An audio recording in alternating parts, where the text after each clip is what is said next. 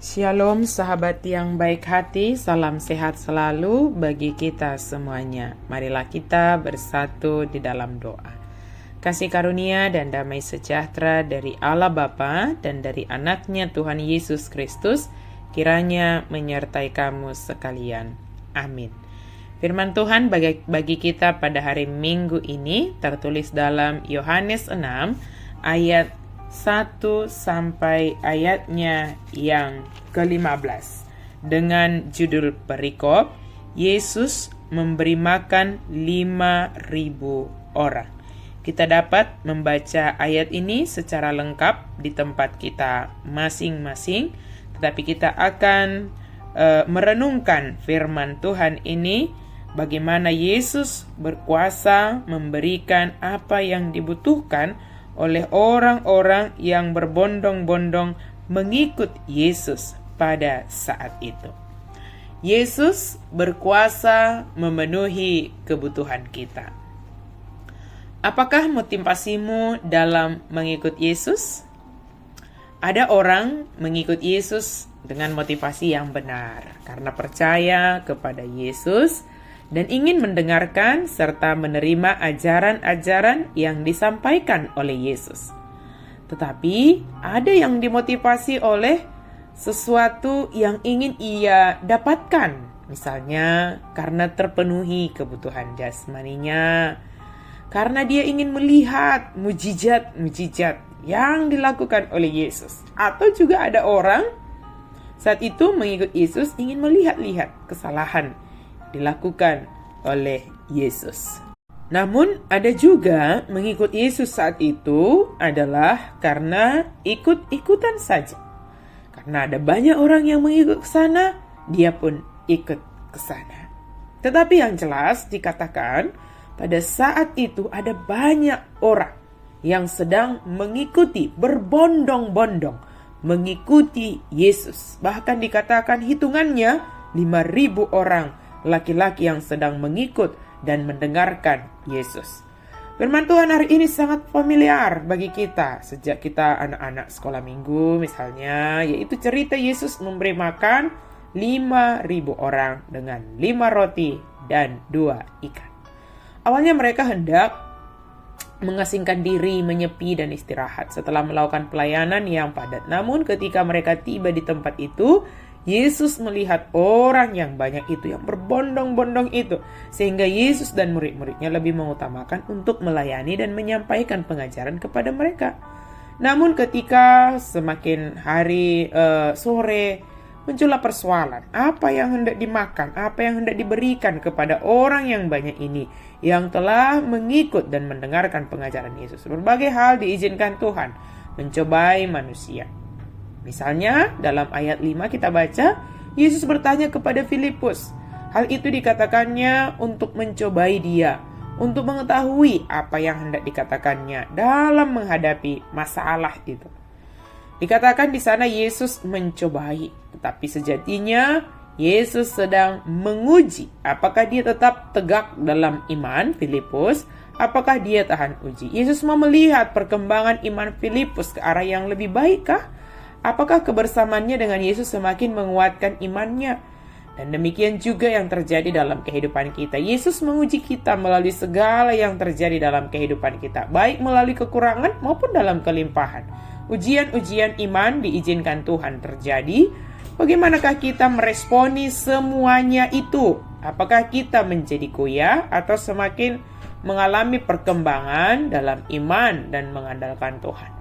Orang percaya, pengikut Yesus, tidak boleh pesimis. Mari kita lihat jawaban Filipus ketika dia ditanya oleh Yesus. Dia mengatakan roti seharga 200 dinar tidak akan cukup. Filipus mengandalkan pikirannya, perhitungannya dalam merespon Yesus. Awal mula mujizat terjadi adalah di luar logis. Yang tidak masuk di akal itu adalah wilayah mujizat. Siapapun kita, walaupun kita merasa tidak mungkin, saat ini kita sedang berada di wilayah mujizat Tuhan. Kemudian muncul Andreas mengatakan, di sini ada anak kecil yang membawa 5 roti dan 2 ekor ikan. Apakah ini cukup untuk orang sebanyak ini? Sama dengan Filipus yang mengatakan 200 dinar gak cukup. Andreas juga mengatakan ada 5 roti dan 2 ikan dari seorang anak kecil, tetapi gak cukup. Pertanyaannya adalah, siapa anak kecil itu? 5 roti dan 2 ikan itu adalah milik dari, tentu dari keluarga yang membawa anak kecil itu. Tetapi anak kecil itu memberikan.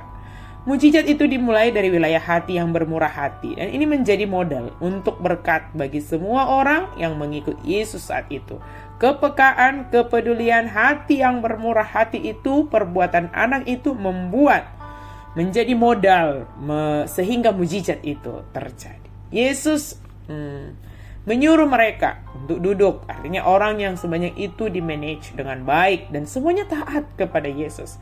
Kita harus mengelola masalah kita dengan baik, bukan masalah yang menjadi berkuasa atas kita, supaya kita dapat mengatasinya dengan mengandalkan kuasa Yesus. Dan Yesus harus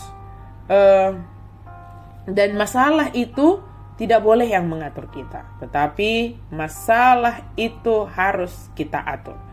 Yesus mengangkat serta mengucap syukur dan kemudian disuruh dibagikan. Ketika diserahkan kepada Yesus, ketika kita menyerahkan kepada Yesus, maka masalah akan selesai, yaitu dicukupkan, bahkan berlebih. Tuhan sanggup dan berkuasa memenuhi kebutuhan hidup kita. Seberapa yang ada pada kita, maka responlah itu dengan iman bahwa Yesus berkuasa menggunakan apa yang ada pada kita menjadi hal yang luar biasa yang tidak terpikirkan oleh kita. Mujizat itu terjadi mulai dari hal-hal yang kecil, tidak dari 200 dinar, tetapi dari 5 roti dan 2 ikan.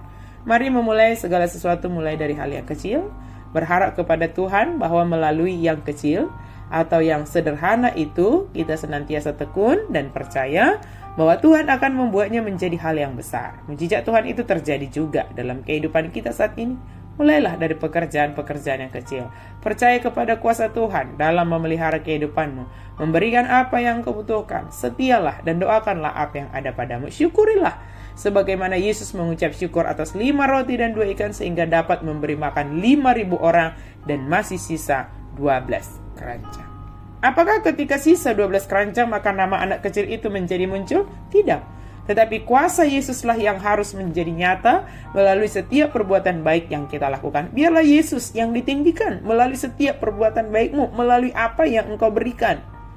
Saudaraku, Yesus berkuasa memenuhi kebutuhan kita. Dia berkuasa memenuhi kebutuhan jasmani dan rohani kita. Percayalah kepadanya dan senantiasalah menjadi alat Tuhan untuk menyatakan mujizatnya di dunia ini. Seterpuruk apapun kita, percayalah dan berharaplah hanya kepada Tuhan. Sekalipun masalahmu tidak masuk di akal, percayalah akan ada jalan keluar yang disediakan oleh Tuhan. Melakukan kebaikan itu tidak harus dengan jumlah yang besar. Kebaikan itu soal kualitas. Kebaikan adalah kebaikan. Kebaikan yang kita lakukan dan itu kita serahkan kepada Tuhan akan diberkati oleh Tuhan menjadi berkat bagi banyak orang dan di sekitarmu. Jadilah alat Tuhan untuk mendatangkan mujizatnya bagi orang di sekitarmu. Yesus berkuasa memelihara kehidupan kita. Amin, kita berdoa. Terima kasih Tuhan untuk firman-Mu. Terima kasih untuk pemeliharaanmu. Engkau memberikan apa yang kami butuhkan, baik secara jasmani maupun secara rohani. Seluruh kehidupan kami, Engkaulah yang memelihara. Dalam nama Yesus kami berdoa. Amin.